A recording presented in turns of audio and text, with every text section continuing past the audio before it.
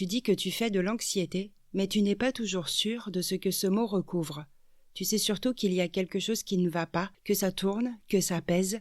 Tu passes la journée à vérifier, à anticiper, à essayer de lire entre les lignes, et la nuit, une scène revient encore et encore. Alors, le mot tombe. Anxiété. Peut-être simplement parce que c'est le seul que tu aies trouvé pour essayer de nommer ce que tu vis. Et pourtant, quand on regarde de plus près, on découvre souvent que ce mot ne dit pas exactement ce qui se passe. Parce qu'il y a des moments dans une vie où l'inquiétude est normale, quelque chose nous préoccupe réellement, la situation est objectivement difficile, et puis il y a ces moments où l'esprit commence à anticiper en permanence, à surveiller, à imaginer, à se préparer comme si quelque chose devait forcément mal se passer, et tout finit par entrer dans ce même mot, anxiété. Le problème, c'est que lorsqu'un mot commence à vouloir tout dire, il finit par moins éclairer. Bonjour et bienvenue dans l'Alliance thérapeutique. Je suis Sophie Bacan, thérapeute et hypnothérapeute. Depuis des années, j'accompagne des femmes, des hommes et des couples à mieux comprendre ce qu'ils vivent, à repérer les automatismes qui les enferment et à retrouver une manière plus libre, plus lucide et plus solide d'habiter leur vie intérieure. Dans cet épisode, j'ai envie qu'on fasse un vrai travail de discernement. Faire la différence entre ce qui relève d'un contexte de vie réellement éprouvant et ce qui relève d'un fonctionnement anxieux, quand l'anticipation devient peu à peu une manière d'habiter le monde. J'ai envie aussi qu'on aille un peu plus loin que le simple constat, se demander à quoi cette anxiété sert, ce qu'elle tente d'éviter, ce qu'elle cherche à prévenir et pourquoi, à force de vouloir protéger, elle finit parfois par enfermer. Et je te proposerai à la fin un exercice issu des thérapies cognitives et comportementales pour t'aider à faire le tri entre ce qui relève d'une inquiétude ajustée à la réalité et ce qui relève d'une alerte intérieure devenue trop envahissante. Parce que retrouver de la précision, ce n'est pas seulement rassurant, c'est déjà reprendre un peu de pouvoir sur ce qui te traverse. Sous le mot anxiété, on mélange souvent plusieurs réalités qui n'ont ni la même nature ni les mêmes besoins. Il y a les inquiétudes qui sont simplement humaines. Quand quelque chose compte pour toi, il est logique qu'une part de toi reste en éveil. Un résultat médical, une relation fragile, un enjeu professionnel, une décision importante. Dans ces moments-là, l'inquiétude n'est pas un dysfonctionnement, c'est une mobilisation. Quand quelque chose a de la valeur pour toi, il est normal que ton système d'alerte se mobilise. Parfois, tu ne vas pas mal, tu es simplement concerné. Il y a aussi des moments où ce qu'on appelle anxiété est en réalité une réponse à une situation qui use réellement, une pression qui dure, une instabilité concrète, un environnement dans lequel il faut tenir, s'adapter, encaisser. Et si l'on appelle seulement anxiété ce qui relève d'une vie objectivement difficile, on risque de faire porter à la personne la responsabilité entière d'un état qui appartient aussi à ses conditions de vie. Et puis il existe un fonctionnement anxieux. Là, on n'est plus face à une inquiétude liée à une situation précise. On est face à une manière d'anticiper, presque en permanence. Prévoir, vérifier, imaginer, se préparer. Pas parce qu'une situation l'exige, mais parce que c'est devenu une manière d'habiter le monde. Et derrière cette organisation, il y a très souvent une intention compréhensible, éviter d'être submergé, éviter l'impuissance, la surprise. L'anxiété cherche à protéger, mais ce qui protège peut finir par enfermer. C'est là que la précision devient essentielle, parce qu'on ne cède pas de la même façon selon ce qu'on vit vraiment.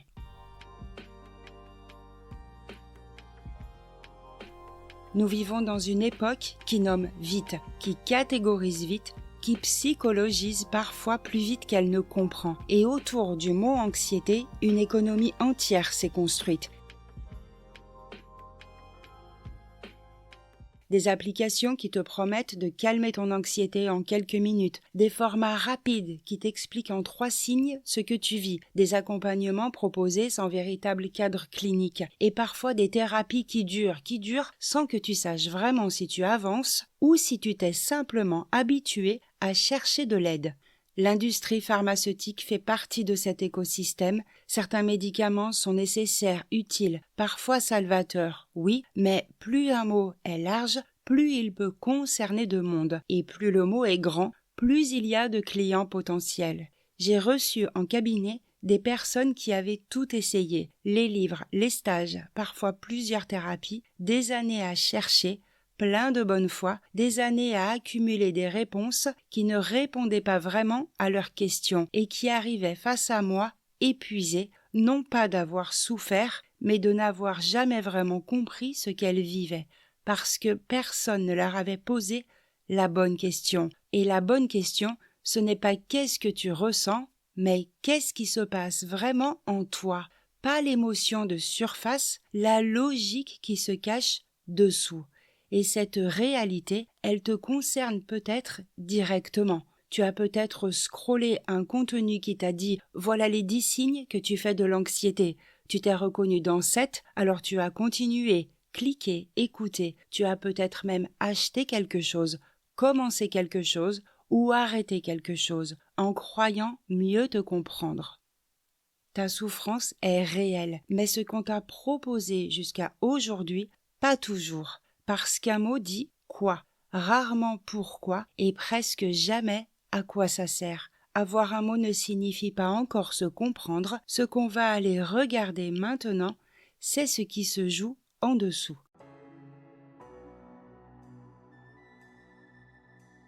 Parlons à présent de ce qu'est vraiment un fonctionnement anxieux. Derrière chaque fonctionnement anxieux, il y a une intelligence, celle d'un être qui a cherché à se protéger. Mais pour comprendre comment ça s'installe, il faut commencer par distinguer deux choses que l'on confond souvent, une émotion et un fonctionnement. L'anxiété comme émotion, c'est une réponse ponctuelle. Elle apparaît, elle traverse, elle passe. Le corps s'active, le système nerveux autonome envoie un signal d'alerte, le cœur s'accélère, les muscles se contractent, la vigilance augmente. C'est une réponse biologique ancienne, conçue pour faire face à un danger réel. Elle est utile, elle est saine. Le fonctionnement anxieux, c'est autre chose. Ce n'est plus une émotion qui passe, c'est une manière d'être au monde qui s'est organisée autour de l'anticipation permanente. Une manière de vivre essentiellement dans le futur, dans ce qui pourrait arriver, dans ce qu'il faudrait prévoir, dans ce qu'il vaut mieux éviter. Le présent devient presque inaccessible, le système nerveux reste en état d'alerte, non plus face à un danger précis, mais face à tout ce qui pourrait mal se passer. L'imprévu, l'erreur, le rejet, la honte, le conflit, la perte de contrôle. Et cette organisation-là ne s'est pas installée du jour au lendemain. Elle s'est construite, souvent très tôt, à partir d'expériences qui ont appris à l'enfant que le monde pouvait être imprévisible, menaçant, insécurisant. Des environnements instables, des relations où l'on ne savait pas à quoi s'attendre, des moments où l'on s'est senti débordé, impuissant, seul, avec quelque chose de trop grand face à soi.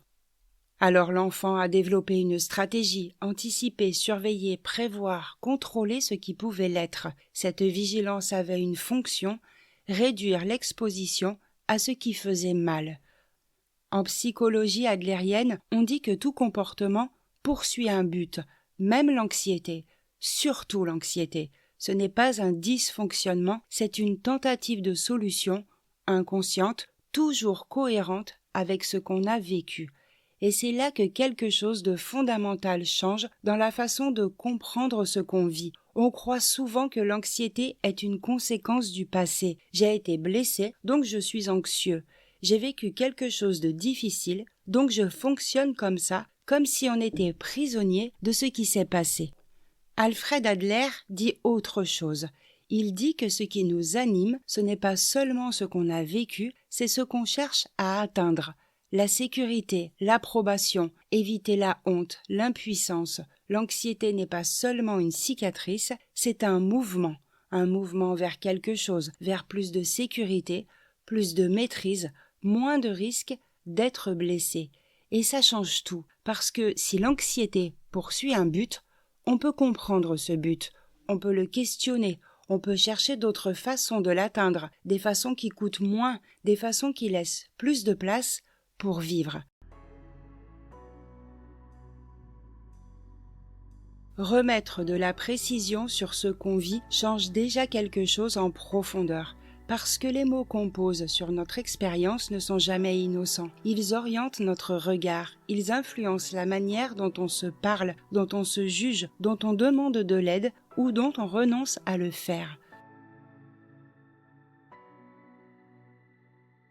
Quand on commence à distinguer ce qui relève d'une inquiétude humaine, d'un contexte réellement difficile ou d'un fonctionnement anxieux qui s'est installé, quelque chose se détend à l'intérieur. On se fait moins peur, on se traite avec plus de justesse, on arrête de transformer chaque débordement émotionnel en preuve de fragilité. Et souvent, à cet endroit-là, l'estime de soi commence à respirer un peu mieux, même si comprendre ne suffit pas toujours. Savoir que son anxiété poursuit un but ne fait pas disparaître ce but. Voir l'évitement ne suffit pas encore à en sortir. Il faut ensuite apprendre à penser autrement, à ressentir autrement, à répondre autrement. C'est là que le travail thérapeutique devient concret. Les thérapies cognitives et comportementales permettent d'identifier les pensées automatiques qui entretiennent l'anticipation, de les questionner, puis de construire peu à peu une lecture plus ajustée à la réalité. Elles aident à faire le tri entre ce qui est là et ce que l'esprit ajoute. Et l'hypnose thérapeutique permet d'aller plus loin, à un endroit où la simple compréhension ne suffit plus, là où certains schémas se sont inscrits profondément, là où le corps est resté fidèle à une alerte ancienne. Elle ne remplace pas la compréhension, elle lui donne un ancrage. Elle permet au corps d'intégrer ce que l'esprit a commencé à reconnaître. Et ensemble, ces approches permettent quelque chose de très concret. Sortir peu à peu de l'évitement, retrouver un accès au présent et recommencer à choisir sa vie avec plus de liberté. L'autonomie émotionnelle commence là, quand la protection cesse d'être le pilote unique et qu'une part plus consciente de toi reprend la direction, comprendre ce que l'anxiété cherche à faire, puis lui proposer d'autres chemins. Et justement, pour passer de la compréhension à quelque chose de plus concret, j'ai envie de te proposer maintenant un exercice simple, issu des thérapies cognitives et comportementales, pour t'aider à faire le tri entre ce qui relève d'une inquiétude ajustée à la réalité et ce qui relève d'une alerte intérieure devenue trop envahissante.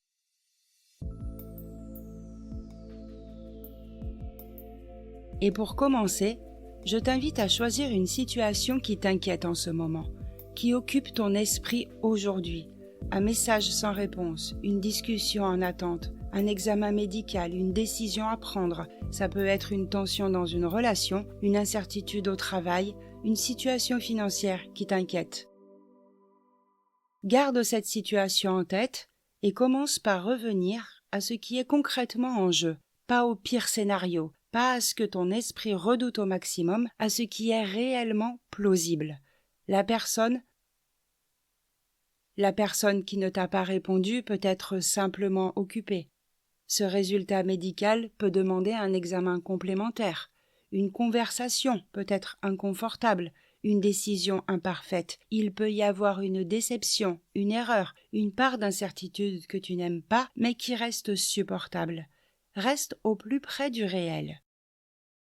Ensuite, regarde la place que cette situation prend en toi. Est-ce qu'elle traverse ton esprit de temps en temps ou est-ce qu'elle monopolise presque tout ton espace intérieur? Est-ce que ton corps reste relativement calme ou est-ce qu'il est tendu, épuisé, agité? Est-ce que tu restes en lien avec le présent ou est-ce que tu pars sans cesse dans l'anticipation? Autrement dit, quelle est la hauteur réelle de ton alerte intérieure? Et maintenant, compare les deux. D'un côté, l'enjeu réel, de l'autre, l'intensité de ce que tu ressens. Est-ce que les deux sont à peu près proportionnés ou est-ce que ton système d'alerte réagit beaucoup plus fort que ce que la situation demande réellement? C'est là que le discernement commence. Un repère simple peut t'aider. Quand l'enjeu est faible et que l'inquiétude est très forte, il y a probablement une amplification anxieuse. Quand l'enjeu est important et que l'inquiétude est présente, la réaction est probablement ajustée. Mais quand l'enjeu est incertain et que l'inquiétude devient permanente, la vigilance est peut-être en train de devenir envahissante. Et tu peux aller encore un peu plus loin. Est-ce que cette inquiétude t'aide à mieux répondre à la situation ou est-ce qu'elle tourne en boucle sans ouvrir d'action réelle et sans rien résoudre concrètement. Ce repère-là aussi dit quelque chose d'important. Cet exercice a un seul objectif, remettre de la mesure là où tout se mélange, parce que toute inquiétude n'est pas de l'anxiété et toute activation intérieure ne signale pas un danger. Et plus tu apprends à évaluer l'enjeu réel d'une situation et la hauteur de ta réponse intérieure, plus tu peux te lire avec justesse et sortir de cette phrase globale « je fais de l'anxiété » pour aller vers quelque chose de plus précis. Ici, il y a un enjeu réel. Ici, mon esprit amplifie. Ici, mon alerte est proportionnée. Ici, elle dépasse la situation. C'est comme ça que le discernement revient. Et très souvent, c'est aussi comme ça que l'anxiété commence à perdre un peu de son emprise. Avant de refermer cet épisode, j'aimerais que tu gardes ceci. Ce qu'on vient de faire ensemble, c'est un travail de précision. Et en psychologie, la précision est déjà un acte de soin, parce que lorsque tu comprends plus justement ce que tu vis, tu peux commencer à choisir justement la manière d'y répondre. Ce que tu appelles anxiété n'est pas vide de sens, c'est souvent une tentative de rester debout, de te protéger, de tenir face à ce qui t'inquiète, te déborde ou t'échappe. Et une tentative, ça se comprend. Ça s'interroge, ça se transforme. Si tu sens que ce que tu traverses en ce moment mérite un accompagnement, je suis là. En cabinet, en présentiel ou en ligne, tu trouveras tous les liens dans la description pour me retrouver, réserver une séance ou découvrir mon ouvrage « Je deviens émotionnellement autonome ». Si cet épisode t'a apporté quelque chose, je serais touchée que tu le partages, que tu t'abonnes et que tu laisses 5 étoiles. C'est une manière simple et précieuse de soutenir mon travail. On se retrouve dans 15 jours pour un nouvel épisode de l'Alliance thérapeutique, le podcast de ta transformation émotionnelle et relationnelle. D'ici là, prends soin de toi et surtout n'oublie pas, la lumière est en toi.